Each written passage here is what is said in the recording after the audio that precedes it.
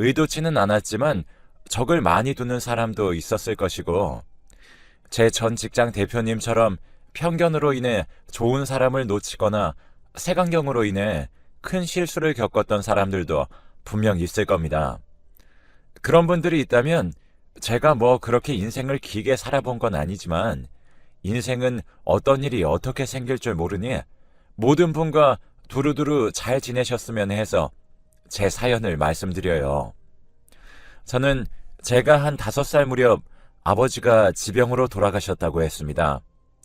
게다가 외동이었어요. 늘 형제 자매가 북적이는 집을 부러워할 때면 친구들은 저에게 야, 내 오빠 가져가. 야, 내 언니 데려가. 이러면서 투덜거렸지만 저는 그렇게라도 투덜거릴 형제가 있다는 사실이 참 부럽더라고요. 게다가 엄마는 빨리 혼자가 되셨기 때문에 늘 이런저런 일로 너무나 바빴습니다. 그래서 저는 늘 혼자였어요. 혼자 밥을 먹고 혼자 놀고 그랬어요. 아무리 오랜 시간 혼자 있어도 제가 혼자란 사실은 늘 적응이 되지 않더라고요. 그렇게 전 대학을 졸업한 후 조그마한 회사에 입사를 하게 되었습니다. 그 당시엔 여자들의 사회적 지위란 것은 한계가 있었을 때였고 저도 능력 있는 커리어 우먼이 되겠다 이런 것은 생각조차 못했었죠. 그저 평범하게 돈을 벌면서 살고 싶은 그런 보통의 여자였어요. 그러다 제 이런 생각에 180도 뒤집힌 계기가 있었습니다. 우연히 저희 회사에서 기획하고 있는 사업안을 돈이 많은 투자자 쪽 회사에서 마음에 들어 하셨고 그 기획안에 대해 자세히 들어보고 같이 일해보고 싶다며 저희 회사에 제안을 하셨죠. 그렇게 대표님은 직원이라고 해봤자 꼴랑 5명밖에 안 되지만 하루에 3번씩 회의를 열었고 무조건 성공시켜야 한다며 우리를 압박하셨어요. 그렇게 대망의 디데이 날이 되었고 그 회사의 대표 이사란 분이 오셨는데 저희 직원 모두 깜짝 놀랐습니다. 대표 이사님은 50대 정도로 보이는 여성분이셨기 때문입니다. 저희 대표님은 여성분이 대표이사라고는 꿈도 못 꾸고 인사도 제대로 안 했어요. 그런 무례한 태도의 대표이사님은 아니 사람이 들어왔으면 인사를 해야지. 여기 대표란 놈 누구야? 라며 카리스마 있게 큰 소리를 내셨어요. 저희들은 대표이사님께 모두 압도되는 걸 느꼈습니다. 그런데 눈치 없는 대표님은 아니 이봐요 비서 양반 대표이사님이 오시면 인사를 드릴게요. 언제 오시는데요? 라며 빈정거렸고 대표이사님은 그런 대표님을 한심한 듯 쳐다보며 대표란 놈 꼬락서니를 보니 회사가 어떻게 돌아가는 줄 알겠네 라며 명함을 던지셨어요. 그러고는 이번 협상은 없던 걸로 하죠? 라며 나가버리셨습니다. 대표님이 받은 명함을 보고 사색이 되더니 후다닥 대표이사님을 붙잡으러 나갔습니다. 밖에서는 호통소리가 한동안 들렸고 그렇게 저희 대표님이 성사시키려고 했던 협상은 엎어지는 듯 했죠. 대표님은 다시 후다닥 사무실로 들어와서는 직원들 중 유일하게 여자인 저를 붙잡으며 너가 우리의 희망이야. 어떻게 해서든 내가 미안해한다고 전하고 어떻게든 무조건 이사님 마음을 돌려와 라며 제 등을 떠미셨어요. 이 일이 어그러지면 전부 다 제 탓으로 뒤집었을 것이 눈에 선하더라고요. 그렇게 저는 몇 날 며칠 그 대표 이사님 문 앞에서 얼쩡거리고 점심시간이면 커피를 책상 위에 올려놓고 봐주시질 않으니 편지도 써가며 갖은 방법으로 마음을 돌리기 위해 애를 썼습니다. 그러던 어느 날 아침에 터벅터벅 대표 이사실로 가고 있는데 갑자기 뒤에서 그 대표 이사님이 근성은 좋네. 들어와. 하는 겁니다. 저는 너무 놀라고 기쁜 마음에 뛰쳐들어갔고 그렇게 승낙을 받아냈죠. 저희 회사 대표님은 그 사건 이후로 절 대하는 대접이 달라지더군요. 게다가 전 대표 이사님과 그 일 이후로 아주 절친한 사이가 되었어요. 언니 동생 하는 사이 말이죠. 이때부터 저도 미자 언니 같은 여자가 되어야지 라는 꿈이 생겼어요. 미자 언니는 돌싱이었는데 그것도 참 멋지게 보였어요. 콩깍지가 남자한테만 쓰이는 건 아니구나 처음 느꼈었죠. 아무튼 언니는 남편의 도박과 바람에 지쳐 이혼을 했다더라고요. 그 뒤로 맘 굳게 먹고 이혼녀라고 얕잡아 보지 않게 강한 척하면서 살게 되었다고 해요. 아무튼 그렇게 자주 만나서 밥도 먹고 커피도 마시며 계속 친하게 지냈어요. 그 사이 35살이 된 저를 보면서 미자 언니가 설아야, 너도 이제 결혼해야지. 언제까지 언니랑만 이렇게 놀고 먹고 할래? 라고 물었죠. 언니는 저만 만나면 계속 연애해라, 어쩌라, 정말 친언니처럼 걱정해주고 조언해주고 그랬었어요. 제가 나이를 먹어가면서 소개팅을 통해 만나든 자연스럽게 만나든 어쨌든 만나다 보면 결혼 이야기가 항상 나오기 시작했는데, 그런데 사실 홀어머니 밑에서 외롭게 자라왔잖아요. 그래서 그런지 제가 나중에 꾸릴 가정이 어떤 모습일지 상상이 안 되더라고요. 그러다 보면 전 머뭇거리고 상대방은 제 태도에 지치고 그렇게 멀어지곤 했었어요. 그러다 주말마다 가는 카페가 하나 있는데 그날도 평상시와 똑같이 아메리카노를 주문했어요. 그런데 카페 알바생이 머뭇거리며 저에게 쪽지를 주더라고요. 그래서 펼쳐봤더니 연락처가 적혀 있었고 연락처를 남기신 분은 바로 뒤 테이블에 있다고 했었죠. 그렇게 뒤를 돌아보았고 첫눈에 반했습니다. 한눈에 뿅 간다는 게 이런 말일까요? 새하얀 피부에 뭐랄까 눈매가 아주 선하고 순하게 생긴 사람이었어요. 그분이 절 보며 웃는데 정말 제가 그 눈웃음에 꼼짝없이 넘어가 버렸죠. 저는 그렇게 35살 나이에 3개월 정도 만난 그분이랑 초고속으로 결혼하게 되었습니다.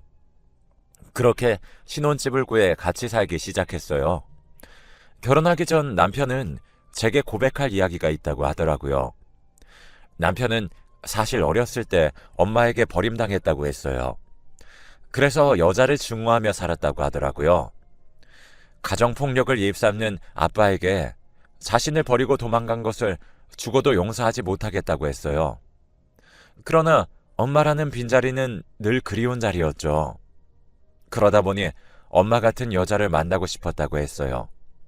그런데 결혼하고 나서부턴 남편의 이런 바람이 그런 엽기적인 불륜으로까지 사람을 몰고 가게 될 줄 상상도 못했었죠. 남편은 결혼 후 제가 진짜 엄마인 줄 알았던 것 같아요. 집에 오면 손가락 하나 까딱을 안 하더군요. 반찬 투정에 아침에 출근을 하라고 깨우면 5분만 더 이러면서 민기적거리고 나중에는 지각도 밥 먹듯이 하더군요. 이것도 하루 이틀이지 5개월 정도 시달리고 나니까 진짜 좀 슬슬 저도 짜증이 나더라고요. 사실 저도 아버지 없이 자랐기 때문에 아빠 같은 남편을 기대했었어요. 제가 생각하는 아버지란 존재는 듬직하고 믿음직스럽고 그런 존재였기에 남편이 엄마 같은 여자를 만나고 싶었단 말에 서로 그런 역할을 하며 품어줄 수 있을 것 같다고 생각했는데 개뿔, 정말 5살짜리 애를 하나 키우고 있는 기분이었습니다. 그렇게 6개월째 되던 어느 날 남편에게는 회사 일이 있다며 거짓말을 치고 미자 언니를 만나러 갔어요. 미자 언니가 그동안 중요한 일이 너무 많아 제 결혼식에 오지도 못했었거든요. 정말 오랜만에 만난 언니에게 그동안 쌓였던 스트레스를 마구 풀어냈고 그러고 나니 한결 마음이 가벼워졌죠.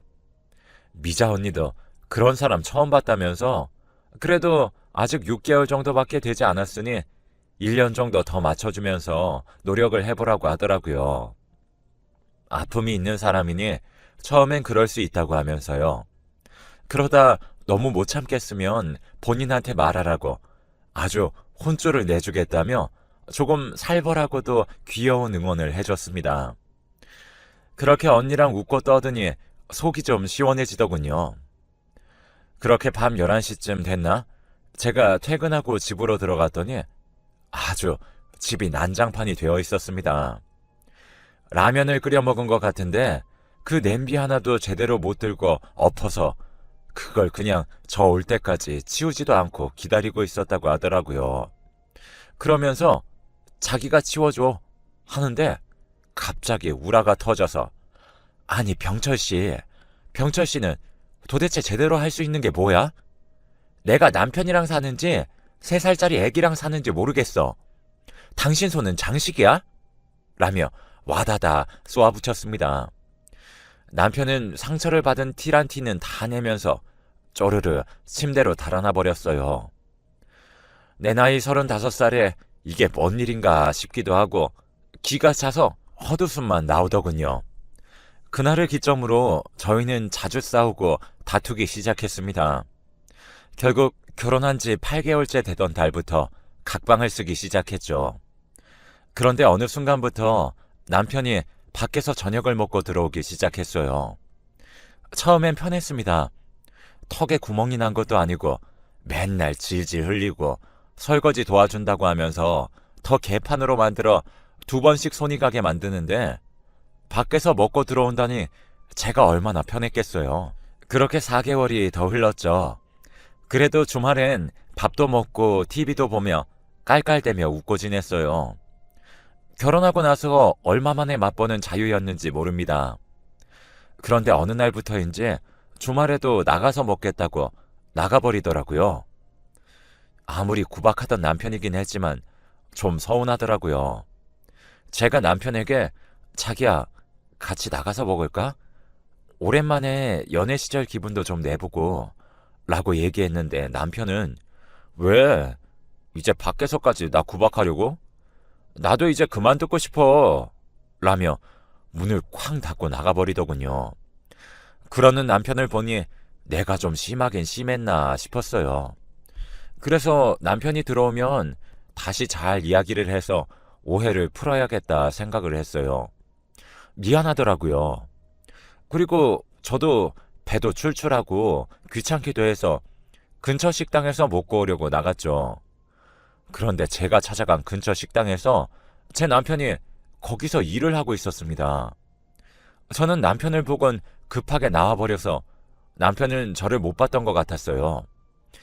그러더니 카운터에 있는 아주 젊고 예쁜 아가씨의 어깨도 주물러주고 어깨를 토닥여주기도 하는 게 아니겠어요. 완전 배신도 이런 배신이 없었죠. 이런 생각 드는 게 좀 이상할지 모르겠지만 내가 다 고쳐놓으니 어떤 년이 뺏어가나 싶은 생각이 들어 좀 괘씸하더라고요. 그래서 저는 좀 더 확실한 증거를 위해 일단 식당 마감할 시간쯤 식당 근처에서 기다렸죠. 그랬더니 가게 문을 닫고 나서 카운터에 있던 아가씨랑 함께 그 여자 집으로 향하는 게 아니겠어요. 이것들이 미쳐도 단단히 미쳤구나 생각했고 일단 뒤쫓아가면서 그 여자 집까지 들어가는 사진을 다 찍어뒀죠. 그리고 알아봤더니 그 식당은 모녀가 하는 집이더라고요. 유부남이란 사실을 모르는 건가 이런 생각이 들었어요. 남편이 워낙 동안이라서 미혼이라 해도 믿기긴 했어요. 처음엔 분명 남편이 속이고 그 여자에게 접근했다고 생각했었죠. 다음날 전 식당으로 찾아갔어요. 남편은 자리에 없더군요. 식당의 문을 닫을 시간쯤에 카운터 아가씨에게 자리를 비켜달라고 했어요. 콩깍지에 씌인 남녀인데 눈에 뵈는 것도 없을 거고 말도 안 통하겠거니 했거든요. 아가씨의 어머니에게 잠깐 뵙자고 하고 자리에 앉았어요. 아주머니가 제 맞은편에 앉으셨는데 50대라는 나이가 무색하게 젊어 보이시더라고요. 식당 일을 하시는 아주머니 같지 않게 스타일도 요즘 애들 못지 않으셨어요. 어쨌거나 저는 본론부터 꺼냈습니다. 사진을 던지며 그쪽 딸이 우리 남편을 만나고 있다고 말이죠. 그 어머니는 눈을 껌뻑껌뻑 거리더니 아휴, 오해입니다. 딸이 혼자서 집 가는 것은 너무 무섭다고 해서 데려다 주는 것이에요. 이러며 허허 웃더군요. 그래서 제가 따져 물었습니다. 이 남자 제 남편이에요. 유부남인 것도 알고 계셨나요? 했더니 그 어머니가 놀라워하시면서 세상에나 유부남이라고요? 그렇게 안 보이던데? 라는 겁니다. 어쨌거나 전 그 어머니께 전달했고 그 어머니는 자기가 한번 알아보겠다고 하시더라고요. 그러면서 저에게 마음고생 많이 했겠네요 하며 위로해 주셨어요. 그래서 저는 감사하다고 인사를 하고 나왔어요. 그 주의 토요일 약속이 있었던 것인지 남편은 또 아침부터 때 빼고 광을 내며 나가더라고요. 저는 속으로 오늘이 네 제삿날이다 하며 소형 카메라가 달려있는 가방과 혹시 몰라 녹음기까지 챙겨서 그 집으로 향했어요. 식당 어머니께 말씀드리고 난 후 혹시나 싶어서 구매했었거든요. 그 여자 집으로 찾아가니 현관문이 살짝 열려 있었어요. 초인종을 누르고 열어주기도 전에 문을 열며 뛰어들어갔더니 정말 상상도 못했던 일들이 제 눈앞에서 펼쳐졌습니다. 지금 생각해도 생생하네요. 글쎄 제 남편이 자기야 누가 온 거야? 하며 혀 짧은 애기 소리를 내면서 현관 쪽으로 오는 것이 아니겠어요. 이게 너무 말도 안 되는 상황을 보니까 사고 회로가 딱 정지가 되더군요. 저는 어버버 하고 있었고 남편도 저를 보더니 뒤로 나자빠졌습니다. 그런데 제 충격은 거기에 그치지 않았습니다. 그 아줌마는 당황한 기색도 없이 뻔뻔하게 고개를 쳐들며 왔어? 여긴 내 남자친구 이러더라고요. 저는 아줌마에게 미쳤어요? 지금 제 남편 데리고 뭐 하는 거예요? 아니지 자기야. 자기가 왜 할머니를 만나? 했더니 그 아줌마가 제 뺨을 내려치면서 말 가려가면서 해, 이 기집애야. 내가 어딜 봐서 할머니야? 너보다 5살은 어려 보이는구만. 이라고 하는 거예요. 이제 봤지? 이혼이나 해. 라는 말을 끝으로 무작정 저를 집 밖으로 밀쳐내면서 쫓아내더군요. 와, 세상에. 딸이 아니라 딸의 엄마. 그러니까 50대인 저 여자랑 바람이 났다고? 그것도 식당 아줌마?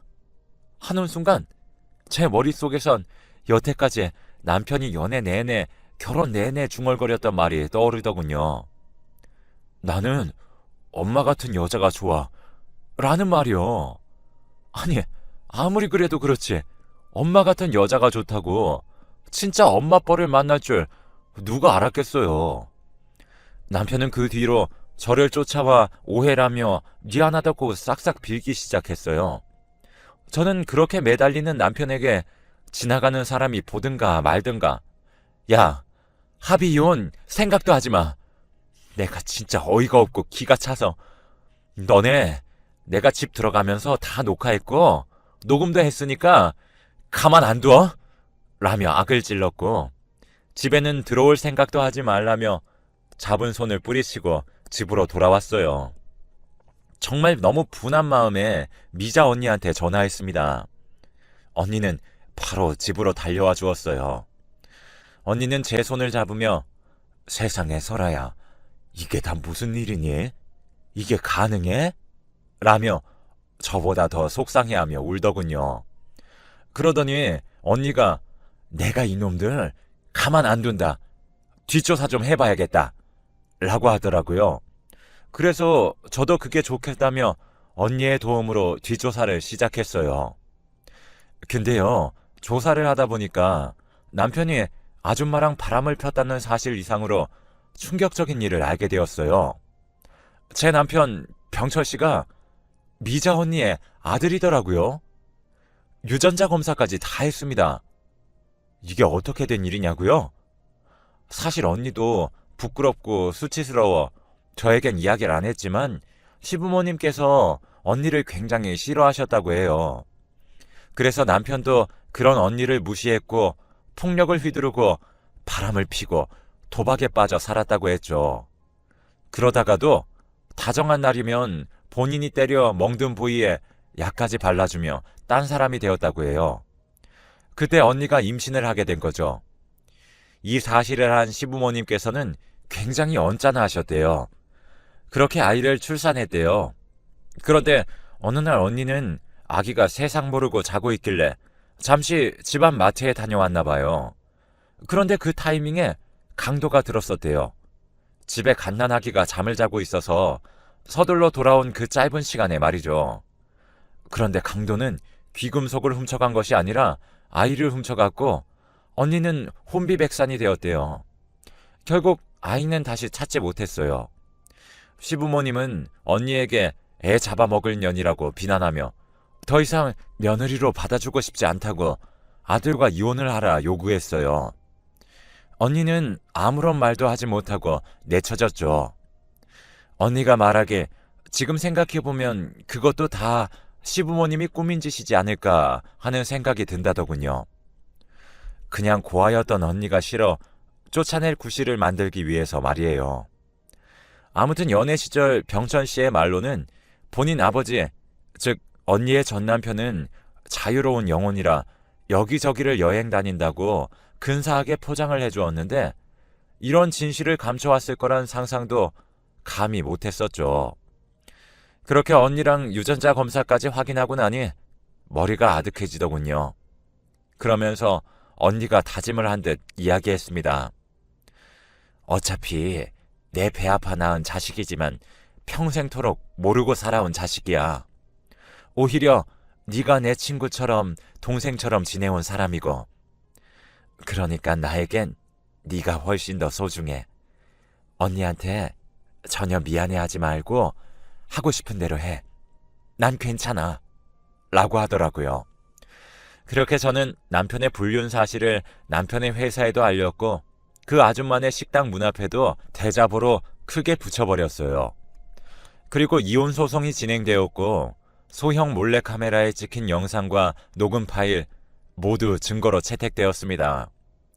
그런데 진짜 생각할수록 황당했던 것은 그 아줌마는 뭐가 그렇게 당당했던 것인지 법원에서까지 남편에게 우리 아들 하며 이미 내 남편이라고 빨리 이혼시켜달라고 그래야 우리 혼인신고할 수 있다면서 생 난리를 피우는데 와, 아무튼 그 덕에 저에게 더 유리하게 이혼소송에 승소할 수 있었죠. 대출이 많긴 했지만 공동명의로 되어 있던 이 집도 차도